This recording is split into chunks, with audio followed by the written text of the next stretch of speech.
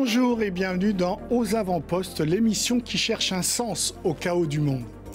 Faut-il avoir peur de l'intelligence artificielle générative ? On nous dit que l'IA pourrait détruire des millions d'emplois. Mais ce n'est peut-être pas le pire. Pour certains, l'IA pourrait changer la nature humaine. Alors, que faut-il garder dans cette technologie ? Que faut-il aussi abandonner ? Eh bien, des réponses avec mes deux invités. Gaëlle Picard-Abézis, cofondatrice de Galéane, une entreprise qui accompagne les startups européennes dans leur phase de levée de fonds. Gaëlle Picard-Abézis est également autrice. Elle dirige un ouvrage intitulé « Cœur d'intelligence » qui vient de paraître aux éditions du comptoirprospectiviste.fr. Mon deuxième invité est Éric Sadin, philosophe qui travaille depuis des années sur ce sujet et qui publie Le désert de nous-mêmes aux éditions de l'Échappée. Bonjour à tous les deux. Bonjour. Éric Sadin, d'après le titre et la lecture que j'ai eue de votre livre, est-ce qu'on assiste avec l'IA à un suicide d'une civilisation entière ? Je parlerai plus volontiers d'ouragan social et de renoncement civilisationnel, de renoncement de nous-mêmes, de nos facultés. Parce qu'il est arrivé ce moment, ça y est là, automne 2025, il est arrivé ce moment où 3 ans après le lancement public, dans sa version publique de ChatGPT, et plus largement des IA génératives, où nous commençons à voir les premiers grands effets, les premières grandes conséquences, et j'ai presque envie de dire les premiers grands dégâts. Je vous donne quelques exemples. Dans la Silicon Valley, depuis peu, un concept est sorti, c'est une réalité qui essaime et qui est à l'œuvre maintenant dans le monde entier. On parle de jobs apocalypse, c'est-à-dire les cols blancs, où il y a de moins en moins d'embauches. Il y a des destructions d'emplois, mais de moins en moins d'embauches. Pas un jour sans qu'on entende à des professeurs ici et là dire qu'ils ne comprennent plus le sens de leur mission, et dont on entend aussi des foules d'élèves qui ont renoncé au fait d'écrire et qui s'en remettent à ChatGPT. Est-ce que avez-vous entendu parler de cette actrice AI qui a soulevé une levée de bouclier auprès des acteurs d'Hollywood, parce que les effets, ils sont, ça y est, ils apparaissent, c'est les grandes conséquences. Et par exemple aussi Spotify et les plateformes, plus de 30% des morceaux sont des morceaux générés par des IA génératives, avec les conséquences sur les métiers de la culture. Et je terminerai encore comme type d'exemple caractéristique des grandes conséquences et des grands dégâts, les effets de dépendance émotionnelle, affective, d'adolescents notamment à l'égard de ces machines qui nous accompagnent et qui vont nous dire la vérité en toute chose, et qui ont conduit jusqu'à des suicides. Ce que je crois, moi, c'est que ce n'est que le début du constat des premières grandes conséquences. Or, qu'est-ce qui s'est passé il y a 3 ans ? Tout le monde a sauté sur ces machines. En disant quoi ? Toujours la même chose, mon cher Ali, toujours. C'est cool, c'est pratique. Mais oui, mais au nom de l'utilité pratique, ce qui se passe, c'est le renoncement à nos facultés les plus fondamentales, à nous-mêmes. Et la mère de toutes les questions, pour terminer, que nous aurions dû nous poser dès décembre 2022, c'est-à-dire au moment du lancement de ChatGPT, le 30 novembre 2022. La mère des questions que nous aurions dû nous poser, que personne ne s'est posé à la hauteur de la gravité des enjeux, c'est la question qui nous vient de nos enfants. Dans 1, 2, qui paraît-il est déjà posée, dans 1, 2, 3 ans, maman, papa, pourquoi je vais à l'école, moi ? Si des systèmes sur une simple instruction, un simple prompt, vont écrire du texte à ma place, pourquoi j'apprends la règle de grammaire ? Pourquoi j'apprends l'orthographe ? Ces questions, nous ne les sommes pas posées. Et qu'est-ce qui s'est passé ? Des foules, des millions d'individus ont fait preuve d'une très grave faillite morale. Gaëlle Picard-Abézis, votre point de vue ? Alors, sur le sujet, je suis un peu plus modérée qu'Éric. Je considère qu'on a mis le pied dans le clapet. Maintenant, qu'est-ce qu'on fait ? Est-ce qu'on avance ? On ne peut pas reculer. Pour moi, l'IA, c'est une forme de yin-yang. Et en effet, les côtés sombres de l'IA, il faut qu'on les maîtrise, il faut qu'on en ait conscience. Et il y a les côtés lumineux. Moi, je dis souvent, finalement, qu'on a l'IA qu'on mérite. Nous, en tant que particuliers, nous, en tant qu'entreprise. C'est à nous aussi de changer la donne, parce que je pense qu'individuellement et collectivement, nous avons la main. Vraiment, vous pensez qu'aujourd'hui, on peut tracer un chemin qui ne soit pas le chemin noir ? Je pense. Qu'on en a la volonté et les moyens ? Oui, quand je vois ce qui se passe dans certains pays, Bien sûr que oui. Il suffit de boycotter, il suffit d'agir, il suffit de construire ensemble. Alors pendant ce temps-là, on le disait tout à l'heure, un certain nombre d'emplois disparaissent. On va revoir un sujet de nos amis de France 2 qui date de 2023 à propos d'une société qui s'appelle Onclusive, à qui on a annoncé en gros que les salariés allaient être tout simplement changés et virés et remplacés tout simplement par une IA. On l'écoute. Des salariés chargés de faire de la veille médiatique, de rédiger des synthèses pour leurs clients. Bientôt remplacés par les machines. C'est ce que viennent d'apprendre les employés d'Onclusive, agence de relations publiques. 209 postes sur 383 vont disparaître au profit d'une intelligence artificielle. Ces syndicalistes encaissent le choc. D'une ampleur comme ça, d'une violence comme ça, non, on ne s'y attendait pas. Des cadres, des directeurs, aux simples techniciens de production. Ça concerne effectivement tout le monde. La société rachetée par un fonds d'investissement américain évoque une modernisation pour un service plus rapide et plus fiable. Tout programme de transformation de cette ampleur nécessite des décisions difficiles, y compris un plan de licenciement associé. À la clé, un service dégradé selon ce salarié spécialisé dans la veille médiatique. Le flou numérique, le flou informationnel est gigantesque et il faut des êtres humains pour canaliser ce flou, pour faire barrage, pour sélectionner des articles. Et une machine ne peut pas le faire parce qu'une machine obéit bêtement. Et c'est quelque chose qui est très dangereux. Cette annonce est-elle la première d'une longue série? Combien de postes pourraient être touchés? Avec l'intelligence artificielle, 2/3 des emplois actuels pourraient être en partie automatisés, soit 300 millions à travers le monde. Agents administratifs, architectes ou encore assistants médicaux. Un chiffre à relativiser selon certains experts. C'est typiquement ce qu'on a vu avec ChatGPT ainsi que d'autres. Il y a des hallucinations. Les hallucinations, ça veut dire qu'il y a des productions d'erreurs par ces machines-là, parce qu'elles vont même parfois inventer des mots, inventer des logiques, inventer des concepts, elles vont inventer des trucs qui n'ont aucun sens. Et donc il faut toujours l'être humain derrière pour contrôler ce qui s'est passé quand on a produit un document ou une image. Maîtriser ces programmes devrait donc aussi permettre de créer de nouveaux emplois. Aujourd'hui, la société Onclusive a annoncé le lancement le 18 septembre 2025 d'une nouvelle plateforme, Onclusive 360, avec évidemment l'IA. Donc l'entreprise se porte plutôt bien. Aujourd'hui encore, récemment, un géant des big tech a annoncé 30 000 emplois supprimés. C'est Amazon à cause justement de l'IA. Éric Sadin, ça c'était en 2023. Aujourd'hui, c'est Amazon qui annonce 30 000 suppressions d'emplois. Donc on va vers ce que vous appeliez les jobs, comment vous disiez? Apocalypse, c'est pas moi qui appelle. Ouais. Ce n'est que le début de l'histoire. Ce n'est que le début de l'histoire. Pourquoi? Là, vous nous avez demandé d'être pédagogique. Je vais être très pédagogique en quelques mots, pour qu'on comprenne bien ce qui se joue avec le champ du travail, qui est un champ capital de nos vies, n'est-ce pas? C'est que nous vivons depuis 3 ans, depuis le lancement de ChatGPT, ce que j'appelle le tournant intellectuel et créatif de l'intelligence artificielle. Qu'est-ce que ça veut dire? Pour bien comprendre, il faut être littéral, c'est-à-dire qu'il est dorénavant dévolu à des systèmes d'assurer des tâches qui, jusque-là, mobilisaient nos facultés intellectuel et créatif. Concernant le monde du travail, nous avons une représentation dans la société qu'ont des foules, qu'ont les think tanks, qu'ont les responsables politiques, qu'ont même les gens de l'entreprise. C'est celui du concept schumpeterien, de Schumpeter, de destruction créatrice. Qu'est-ce que c'est que le concept de destruction créatrice, que tout le monde connaît, mais que je rappelle en quelques mots?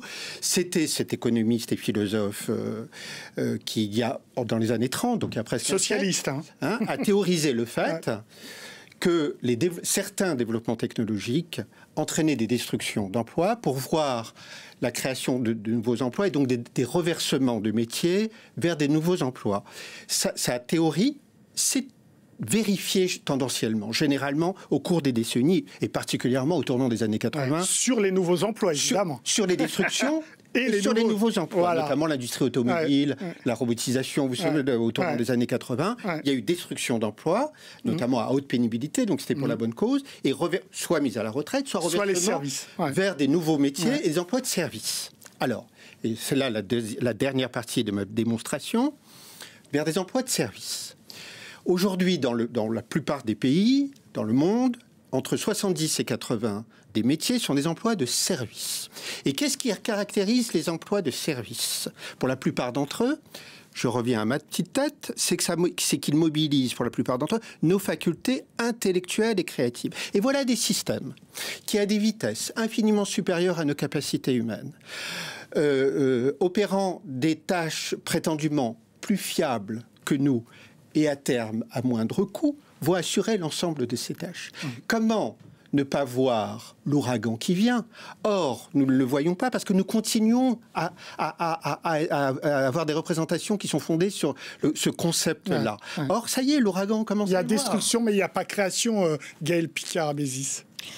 Bien sûr qu'il y a destruction. Alors, je vais aller dans le sens d'Éric, mais pour moi, il y a une grande hypocrisie sur ce sujet-là. C'est qu'aujourd'hui, nous sommes dans une crise économique et les actionnaires en veulent toujours plus. Donc je ne suis pas sûre que ça soit vraiment l'IA qui soit destructrice, en tout cas aujourd'hui. L'Organisation internationale du travail disait, en mai, ils ont fait une étude là, en mai de cette année, 2025, que un job sur 4 serait transformé. Peut-être que c'est un euphémisme, transformé, pour pas dire disparaître, parce qu'aujourd'hui, on n'a pas assez de recul là-dessus. Ce que j'aime à dire aussi, dans le milieu de la tech que je fréquente depuis un certain nombre d'années, on dit souvent que les développeurs sont devenus les canaris de la mine. Que faisaient les canaris dans la mine? Ils alertaient. Et je pense que c'est à nous aujourd'hui de choisir. Est-ce qu'on reste au fond de la mine ou est-ce qu'on cartographie les galeries? Je reviens aussi sur est-ce qu'on sort de la caverne aussi? Exactement, mais voir la lumière, ce que disait Éric, moi, là où je suis consternée, c'est qu'aujourd'hui, vous avez des commerciaux dans des sociétés qui balancent leur appel d'offres dans ChatGPT. Normalement, ils sont censés être les experts de leur marché. Et ils répondent ce que ChatGPT répond. Certains, maintenant, font leur SMS et leur email. Donc, tout le monde va écrire pareil. Surtout quand on connaît au-delà des biais de genre, les biais culturels des IA. Éric? Oui, alors la liste des métiers à haute compétence cognitive est longue et va se rallonger. Mais les juristes, les métiers de la banque, les métiers de l'assurance, même les codeurs, ceux qui sont à l'origine largement de cette histoire.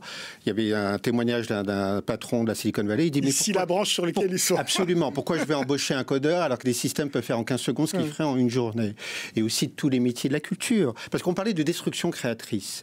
La destruction créatrice supposait des reversements vers des métiers nouvellement créés. Mais il n'y aura pas des reversements vers des métiers nouvellement créés puisque ceci n'existe pas. Il n'y a pas de secteur quaternaire. Et vous savez, on s'en remet souvent aux études.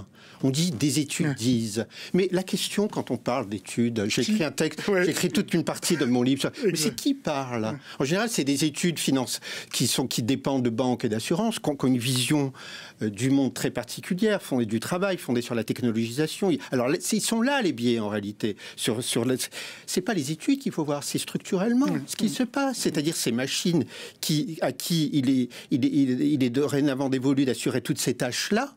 Et comment ne pas voir l'ouragan sur quantité de métiers? Et la liste est très longue. Même un médecin généraliste. Vous savez pourquoi la liste va être très très longue? Parce que Sam Altman, lors du premier anniversaire du lancement de ChatGPT, en novembre, le 30 novembre 2023, a annoncé la couleur. Il a dit l'avenir pour nous d'investissement, c'est les super assistants. C'est-à-dire des systèmes qui, dans tous les champs de la vie, vont répondre à toutes nos questions. Vous achetez un terrain, Ali? Pourquoi vous allez prendre un architecte qui va vous prendre 10 000, 15 000 euros, qui va vous poser plein de problèmes? Vous demandez à votre super assistant de vous dessiner de façon personnalisée votre maison. Et c'est pareil pour tous les champs de la vie. Et ça, juste dernier point, c'est d'une extrême gravité, parce que c'est aussi le tissu social. Le travail, c'est pas seulement des gens qui gagnent leur vie, ce qui est déjà énorme. C'est aussi que la société, c'est des liens d'interdépendance. On a besoin d'autrui, on a besoin d'un avocat, on a besoin d'un médecin. Or, nous allons vers une société où de plus en plus, c'est des vis-à-vis avec nos écrans qui vont s'établir, et autrui comme richesse et comme apport dans notre vie qui va s'évacuer au profit de vis-à-vis avec des systèmes continus. Est-ce que c'est un modèle de société qu'on souhaite? Alors moi, je le réprouve, et nous devrions le réprouver. Éric et Sadin, justement, on a peut-être encore le choix, vous le disiez, Gaël Picard-Abézis. Est-ce que la régulation, réguler le secteur, est-ce que ça c'est possible? On va écouter le président de la République qui réunissait le 10 février 2025, le 10 et 11 février 2025, un grand sommet international sur l'IA, et il s'est positionné, le président Macron, justement, sur le fait de réguler ce secteur. On l'écoute. On croit dans l'innovation. On veut plus d'innovation en France et en Europe. On veut accélérer, mais on veut, par cette innovation aussi, porter le modèle de société dans lequel on croit. Un modèle pluriel, ouvert, généreux, libre, équitable, qui prenne en compte la question du climat et la question du genre. Voilà ce en quoi on croit, ce pourquoi vous vous battez. Et donc on va continuer de vous donner tous les moyens pour accélérer, aller plus vite, être dans la bataille et surtout continuer d'avoir un maximum d'ambition. Alors donc le président Macron, lui, souhaite réguler à propos d'un modèle qu'il veut défendre. Vous allez voir la réponse du vice-président américain, J.D. Vance, qui, lui, ne veut pas de régulation. On l'écoute. Et laissez-moi être catégorique sur ce point. L'Amérique veut s'associer avec vous tous. Nous voulons nous engager dans la révolution de l'IA qui s'offre à nous dans un esprit d'ouverture et de collaboration. Mais pour créer ce type de confiance, nous avons besoin de cadres réglementaires internationaux qui favorisent la création de technologies d'IA plutôt que de l'étouffer. Et nous avons besoin que nos amis européens en particulier abordent cette nouvelle frontière avec optimisme plutôt qu'avec appréhension. Gaëlle Picard-Abézis, là, il y a deux chemins très clairs. On va prendre lequel? Alors, si vous me permettez, Ali, je vais faire un parallèle avec l'imprimerie. Moi qui adore l'histoire, à l'époque, certains continents, certains pays n'ont pas voulu le passage à l'imprimerie parce qu'ils ne voulaient pas le partage du savoir. Aujourd'hui, qu'est-ce qui se passe avec l'IA? La régulation, c'est bien, mais c'est pas, c'est quand vous avez un deepfake, qui est un deepfake, excusez-moi, une fausse information. Voilà, une fausse information, qu'elle soit image, vidéo, peu importe. Aujourd'hui, le sujet, il est mondial. On n'arrive même pas à détecter d'où vient le deepfake. Donc la réglementation, ceinture et bretelles, c'est bien. Mais le sujet, il est au-delà de ça. Et moi, au-delà de la réglementation, je verrai d'abord un sujet qui est peu abordé, qui est le sujet environnemental de l'IA. Quand on sait au niveau eau, électricité, ce qui est en train de se passer dans certains pays, ce qui est en train de se passer aussi dans certaines mers, où on va plonger en fait des réserves de données, où il y a le réchauffement, on ne pense même pas à la faune et à la flore. Oui, bien sûr, la réglementation, mais ce n'est qu'un petit... ce n'est qu'un petit sujet à aborder versus l'ensemble des problématiques qu'il peut y avoir autour de l'IA. Éric Sadin, dans votre livre, vous n'y croyez pas à la régulation? C'est pas que j'y crois pas, c'est que c'est, je pense, une des plus grandes illusions de l'époque. C'est-à-dire, vous les connaissez, ces discours. On va vers le meilleur des mondes. Sur la route, certes, nous allons connaître relativement à l'IA, quantité de turbulences, mais ne nous inquiétons pas, la régulation va nous prémunir des pires dérives. C'est la plus grande enflure et la plus grande illusion. Pourquoi?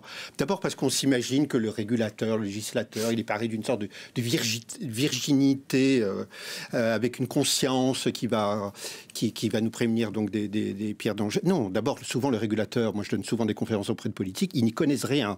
Et puis c'est souvent des techniciens qui leur font des dossiers et des techniciens qui sont soumis à la pression du lobbying.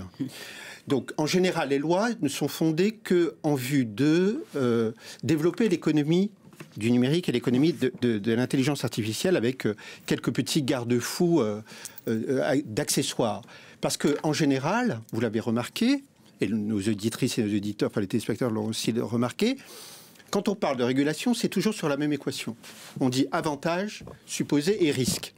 Par exemple, le AI Act, la réglementation européen est totalement fondé sur ça, sur l'échelle de risque. D'abord, l'équation, elle est erronée, parce que c'est une équation relativiste, que vous appelez des avantages. Moi, je peux dire, mais ce n'est pas des avantages. Puis c'est une équation uniquement utilitariste.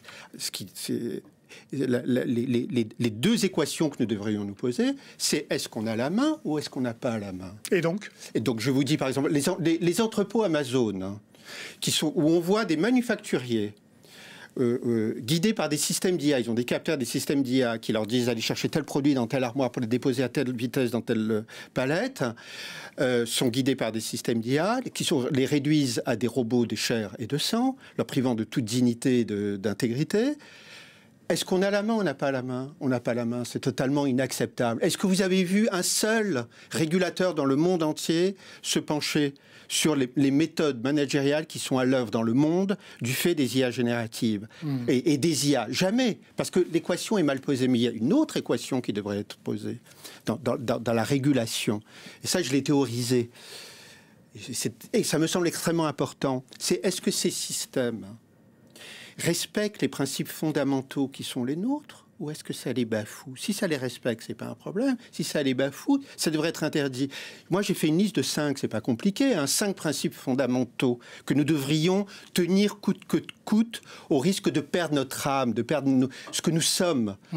C'est le respect de la liberté, vous parlez du management, de la dignité, de l'intégrité, de la sociabilité. On a vu comme on a souffert durant le Covid du manque de contact. Tous ces systèmes vont nous conduire à ce que j'appelle un isolement collectif. Et est-ce que ça respecte le besoin et l'élan de créativité qui caractérise le genre humain? Est-ce que ça respecte tout ça? Ça respecte. Il n'y a pas de problème. Ça les bafoue. À minima, ça devrait faire l'objet de chantiers de travail, de réflexion et d'action. Alors, je voudrais maintenant... Or, tout cela, la régulation ignore. Je voudrais qu'on écoute une dernière fois le président de la République qui s'est exprimé donc, lors de ce sommet de l'IA internationale, où il pose la question du choix démocratique et de la compétition internationale sur l'IA. On l'écoute. Et je dis ça en n'étant ni un grand naïf, ni pour autant non plus un technophobe ou un sceptique. Parce que c'est tous les débats qu'on a. Mais pourquoi moi je tiens tant à ce sommet et à être avec vous aujourd'hui? D'abord parce que je veux que nous et nos enfants, on puisse choisir. Et donc si on laisse les Américains et les Chinois avoir les champions tout seuls, on sera sûr d'une chose, on pourra peut-être avoir les meilleures régulations du monde, mais on ne régulera rien. Donc, on est dans la course, on y est plein feu, et on ira jusqu'au bout. Faut rester dans la course, Gaëlle Picard-Bézis? Bien sûr qu'il faut rester, je parlais du clapet tout à l'heure. Donc, par contre, nous, on regarde souvent les choses de notre petit pays, la France, de notre petit continent. J'aimerais qu'on prenne un peu de hauteur et qu'on regarde ce qui se passe en Afrique. C'est très, très, très intéressant. J'étais au GITEX Africa à Marrakech au mois d'avril, et j'étais fascinée par la façon dont ils ont intégré l'IA. L'IA avec impact, comment je fais bouger les choses dans le milieu de la santé, de l'éducation, mais aussi de l'agritech. Parce qu'en Afrique, les impacts sur le réchauffement climatique, ils sont réels. Et ça, tout le monde le sait. Ici, des fois, on pense que c'est une illusion. Là-bas, non, ils le vivent de plein fouet. Je suis fascinée par aussi ce qui se passe. Alors, la régulation, là-bas, ils n'ont pas encore intégré.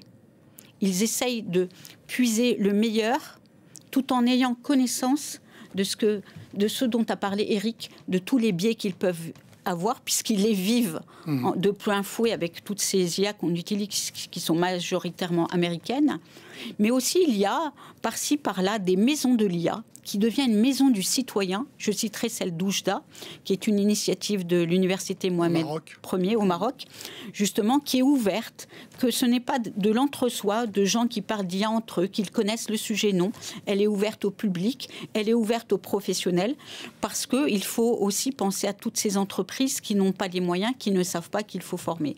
Donc je serais un peu plus mitigée en disant, regardons aussi ce qui se passe ailleurs, et insufflons. Eric Sadin, pour terminer sur la question démocratique. Oui, alors, il faut bien séparer IA et IA générative. Parce que sur les IA, il y a des choses qui sont acceptables. Par exemple, dans l'industrie aéronautique, on se sert de systèmes d'IA pour affiner l'aérodynamique des ailes. C'est pas très méchant. Donc, moi, je parle là d'IA générative. Vous avez montré des images d'Emmanuel Macron durant le sommet de Paris. Vous savez, vous m'aviez invité, Ali, que j'ai organisé un contre-sommet. Pourquoi j'ai voulu organiser un contre-sommet? Parce que ça, c'est une voie unique, unilatérale, qui impose des vues à toute la société tout entière et qui dépend du régime privé. Avec cette logique qui va nous rendre, qui va conduire à ce que j'appelle le désert de nous-mêmes. Les Chinois investissent, donc les Américains investissent, donc les Européens vont investir, sans voir l'étendue des conséquences civilisationnelles, sociales, politiques. Parce que le fait est que ce modèle-là, cette course dont a parlé Emmanuel Macron, ça inonde tous les autres chemins possibles. Vous parliez d'Afrique. Il y a plein de modalités d'existence possibles. Il y a plein de collectifs possibles dans l'agriculture, dans le travail, dans l'architecture. Ça inonde tout au profit de quoi? De l'automatisation sans cesse croissante des affaires humaines. Alors, j'ai organisé ce sommet. On a invité des gens à témoigner des conséquences. Et dans le monde, dans les métiers de la culture, dans le journalisme, dans le travail, c'était éloquent. C'était autre chose que ces discours toujours énoncés au futur. Parce qu'il s'agit de voir comment les choses se passent. Le soufflet est retombé. Je pense qu'il faut se donner, je termine mon livre comme ça, une série d'exigences, une série d'actions. Pourquoi? Pour sauver ce qui nous constitue en propre, et pour sauver aussi nos enfants. Parce que la mère de toutes les batailles, elle est dans l'éducation, et si on va voir comment ça se passe aujourd'hui dans l'éducation à l'échelle du monde, c'est le chaos total, et les enfants abandonnent l'idée de penser par eux-mêmes et d'écrire. Si ça, c'est pas un suicide civilisationnel, je n'en vois pas plus grave. Merci Éric Sadin, merci Gaël Picard-Abézis pour vos réponses. Aux avant-postes, c'est terminé. Vous pouvez retrouver cette émission sur france24.com, sur nos réseaux sociaux et sur nos podcasts. Au revoir.